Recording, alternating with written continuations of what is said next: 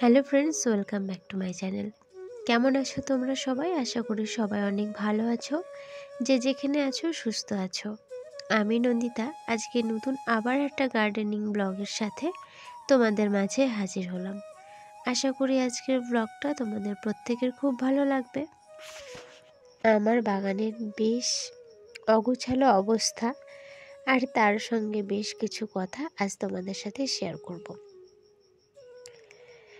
গরম শেষ হয়ে শীত পড়েছে, তাও ঠিকঠাকভাবে ঠান্ডাটা পড়ছে না।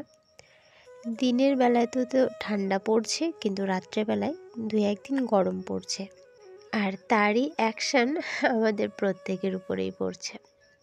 প্রত্যেকেরই ঠান্ডা, জ্বর, সর্দি, কাশি লেগেই রয়েছে। তো সেরকমই অবস্থা আমারও আজকে। আমার গলা শুনে তোমরা নিশ্চয়ই বুঝতে পারছো, তবে যাই হোক, তোমরা একটু মানিয়ে নিও। আমার গলার অবস্থা খুব একটা ভালো নেই। তো এই হচ্ছে আমার চন্দ্রমল্লিকাগুলো, যেগুলোতে কুঁড়িতে ভর্তি হয়ে গেছে। আর রয়েছে এদিকে 2টো রক্তগাঁথার গাছ, যেগুলো কুঁড়ি আসার অপেক্ষায় রয়েছে, কবে যে কুঁড়ি দেখা দেবে। গরমের গাছগুলোকে এক সাইডে রাখার চেষ্টা করেছি। এদিকে রেখেছি অ্যাডেনিয়াম আর কিছু জবা গাছ। এই জায়গাটাতে একটু রৌদ্র পেয়েছি, আর এই জায়গাটাতেই অ্যাডেনিয়ামগুলোকে রাখার চেষ্টা করেছি।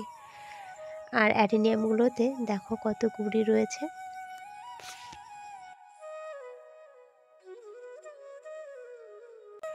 বর্তমানে আমার যে অবস্থা হয়েছে, বাগান করাই দায়ী হয়ে যাচ্ছে। আমার ছাদটাকে খুব ভালো করে দেখো। এক সাইড থেকে এক সাইডে গাছগুলো নিয়ে গিয়ে একদম ঠাসি মেরে রেখে দিয়েছি। আসলে তোমরা তো অনেকেই জানো যে আমার চাষাবাদের সংসার, সেই জন্যই ছাদের উপরে ধান, গম সমস্ত কিছু শুকনো হয়। সেই জন্যই আর কি ছাদের অর্ধেকটা আমাকে ছেড়ে দিতে হয়েছে ধান, গম শুকানোর জন্য। সবই এই শীতকালের জন্য। আসলে ব্যাপারটা হয়েছে কি বলো তো, গরমকালেও কিন্তু আমার ছাদের অর্ধেকটা রৌদ্র পায় আর অর্ধেকটা ছায়া থাকে। কারণ বলেছেই তো, উঠোনের যে গাছগুলো রয়েছে সেগুলো এখন বড় হয়ে গেছে, আর ছাদটাকে আস্তে আস্তে ছাওয়াতে আয়ত্ত করে নিচ্ছে। তো সেই জন্য আর কি। তবে গরমে তো রৌদ্রের তাপ থাকে, তাই আর কি গাছগুলোর সেরকম অসুবিধা হয় না, বরঞ্চ ছায়া জায়গাতে গাছগুলো রাখলে তাদের ভালোই হয়। কিন্তু শীতকালে তো পুরোপুরি উল্টো, গাছেরাও যেমনি রৌদ্র চাই, তেমনি আমার ধান, গম শুকোতেও রৌদ্র চাই। তাই আর কি এখন একটু প্রবলেম হয়ে গেছে, এখন জানি না কি হবে। সেই জন্য গাছের সংখ্যা কমিয়ে দেওয়ার চেষ্টা করছি যতটা সম্ভব। শুধু শীতকাল বলে না, গরমকালেও আস্তে আস্তে গাছের সংখ্যা কমিয়ে দেব। তো যে কটা রাখবো, নিজের ভীষণই পছন্দের মতো কিছু গাছ রাখবো। আর যদিও বা বেশি গাছ রাখি, সেগুলো হচ্ছে সিজন ফ্লাওয়ার রাখবো, যেটা এক সিজনে ফুল দিয়ে পরের সিজন আসতে না আসতে সেই গাছটা মারা যায়। তো সেরকম ধরনের গাছ কিছু রাখবো, এরকম চিন্তা ভাবনা করেছি আর কি। আর তাছাড়াও আমি তো ছাদে যে গাছে জল দিই, সেটা হচ্ছে আমার ছাদের উপর একটা নাদা তোলা আছে, সেই নাদায় আমি জল ভর্তি করে নিই, তারপরে গাছে দিই। আর সেই নাদাতে আবার আমরা ধানও ভিজিয়ে রাখি।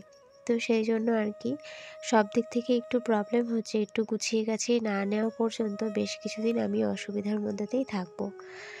এই গাছটা দেখো, এটা কলিয়াস গাছ, আর এই গাছটাকে আমি তুলে উপড়ে ফেলে দেবো। গাছটা রয়েছে একটা ভাঙা নাদার মধ্যে, আর এত সুন্দরভাবে ছোট ছোট ব্রাঞ্চ বেরিয়েছে গাছটায়, দেখেই মায়া লাগছে।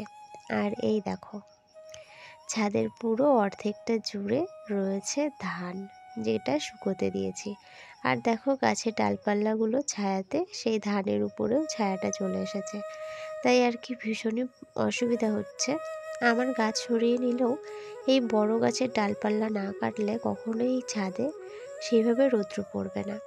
তার সাথে তো জামা কাপড় শুকোনো রয়েছেই। বাগান ছাড়া তো আমি একদমই ভালো থাকবো না। তো এই বাগানই আমার এক টুকরো শান্তি, এক টুকরো স্বস্তির জায়গা।